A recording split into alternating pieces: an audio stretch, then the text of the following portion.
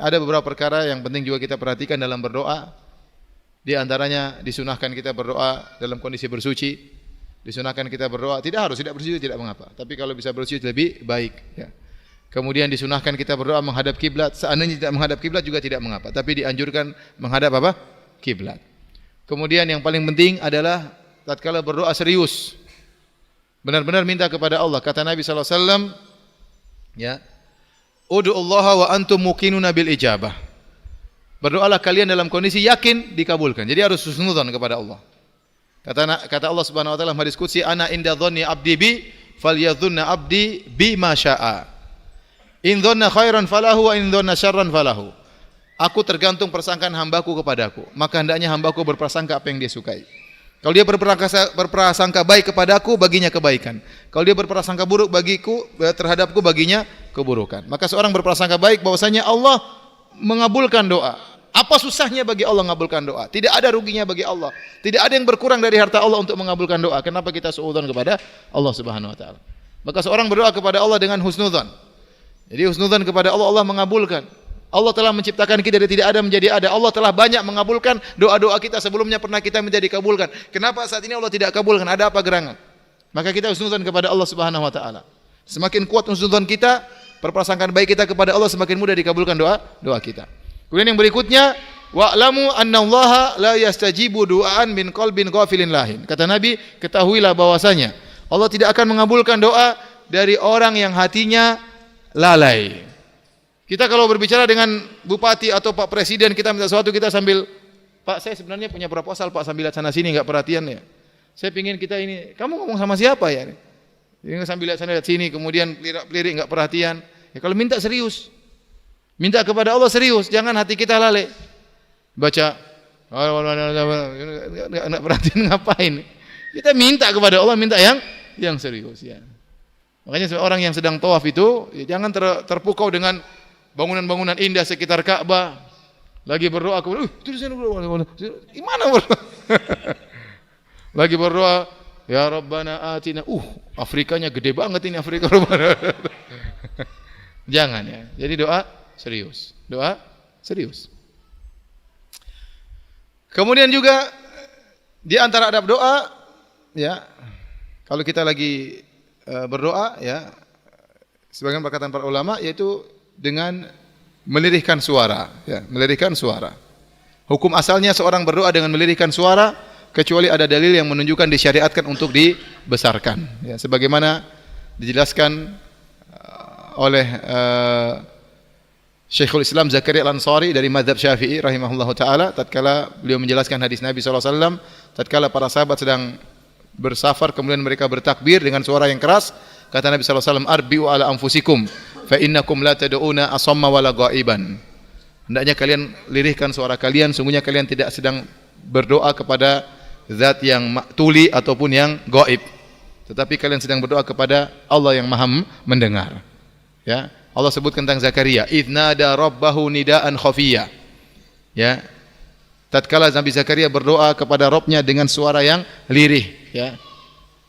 Jadi tidak perlu kita berdoa, ya Allah lunasi hutang-hutangku. Orang tahu semua nanti jadi terbongkar rahasia kita. Udah pelan-pelan saja, enggak usah keras-keras ya. Ada dalil-dalil yang menunjukkan dikeraskan ya. Terkadang Rasulullah SAW mengeraskan doanya. Terkadang seperti Rasulullah SAW tadi doain orang kafir supaya didengar oleh mereka ya. Atau takbiran misalnya dengan suara dikeraskan, atau bertahlil talbiyah labbaik Allahumma labbaik suara dikeraskan. Tapi hukum asalnya kita berzikir ataupun kita berdoa dengan suara yang lirih ya. Oleh karenanya saya selalu mengkritik ya tentang praktek sebagian saudara-saudara kita tatkala tawaf. Tatkala tawaf sering mereka berdoa ya dengan paduan suara ya. Jadi rame-rame ya. Jadi rame-rame.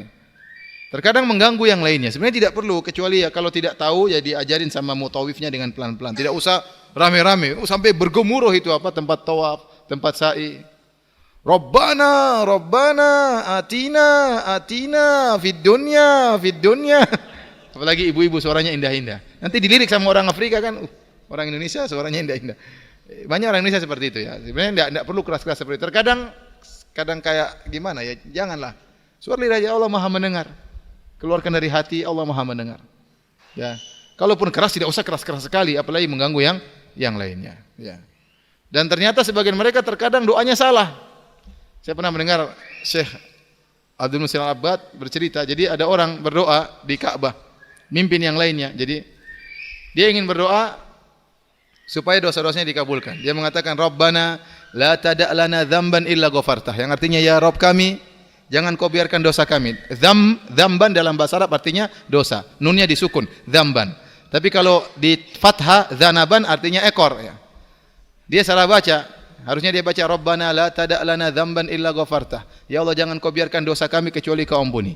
Tapi dia salah baca, Rabbana la tada' lana dzanaban. Ya Allah, jangan kau biarkan ekor kami. Akhirnya ada ulama yang dengar dia mengatakan, illa qata'tah, kecuali kau potong ya Allah. Udah keras-keras salah ya. Saya pernah dengar juga ada seorang dosen dari Saudi juga, dari Bisha atau dari mana? Dari Abha. Cerita pernah suatu hari ada temannya tawaf, kemudian ada orang-orang sedang tawaf rame-rame entah dari India, Pakistan atau Bangladesh, kemudian berzikir dengan keras. Tapi zikirnya aneh, ya.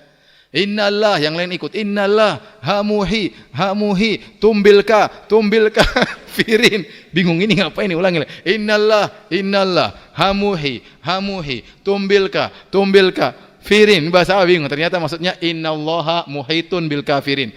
Tapi potongannya keliru. Innallah hamuhi tumbilka firin. Jadi maksud saya sudah keras-keras kemudian salah lagi. Maksud saya kalau berdoa tidak usah keras-keras. Ya lirih-lirih, kita lebih ikhlas antara kita dengan Allah. Ya, kalau kita pun menangis antara kita dengan Allah Subhanahu wa taala. Tidak usah pamer-pamer tangisan kita di hadapan orang ya.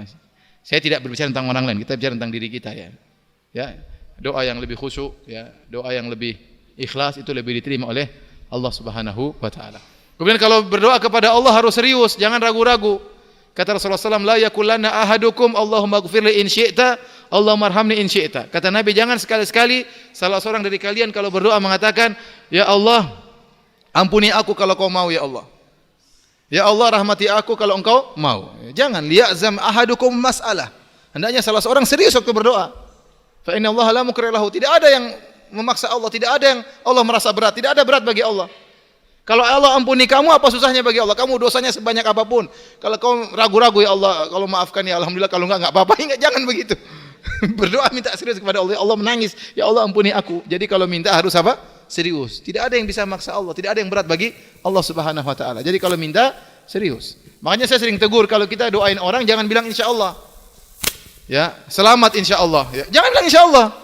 Bilang semoga selamat, sudah titik. Tidak perlu pakai apa insyaallah. Ya. Namanya kita minta kepada Allah, bilang semoga engkau selamat. Ya. Makanya doa-doa Nabi tidak mengatakan rafaqatkumus salama misalnya. Doa apa yang insyaallah enggak ada ya. Jadi kita minta saja kepada Allah Subhanahu wa taala ya. Makanya para ulama tatkala mengatakan tahur insyaallah ya, tahur insyaallah ya, semoga penyakitmu menghilangkan dosa-dosamu, ada yang mengatakan ini untuk penekanan tahqiq ya, bukan untuk keraguan, tetapi menekankan bahwasanya dosa-dosamu pasti diampuni oleh Allah Subhanahu wa taala dengan sakit yang kau alami. Jadi kalau kita berdoa tidak usah kita bilang insyaallah, kita berdoa kepada Allah secara langsung. Ya, ini di antara adab-adab doa yang harus kita perhatikan.